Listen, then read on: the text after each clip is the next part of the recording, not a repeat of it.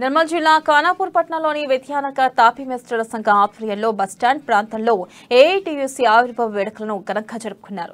సంఘం జిల్లా నాయకులు ఎల్ఆర్ ఉపాలి ఆధ్వర్యంలో జెండాను ఆవిష్కరించి మిఠాయిలు పంచుకున్నారు.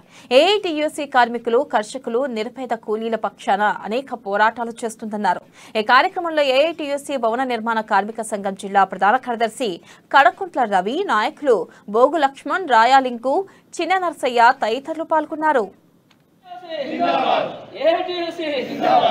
నిర్మల్ జిల్లా ఖానాపూర్ మండలంలోని ఏఐటీయూసీ యూనియన్ తాపీ మేస్త్రి సంఘ భవనంలో ఇవాళ ఏఐటీయూసీ యూనియన్ యొక్క 103వ తెలంగాణ రాష్ట్ర వ్యాప్తంగా ఇవాళ 103వ ఏఐటీయూసీ ఆవిర్భావోత్సవ దినం జరుపుకోవడం అనేటువంటి జరుగుతూ ఉన్నది.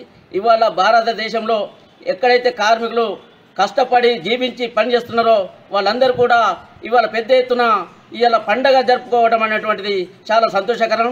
ఎందుకంటే ఏఐటీసీ యూనియన్ 1920లో ఏర్పడ్డది.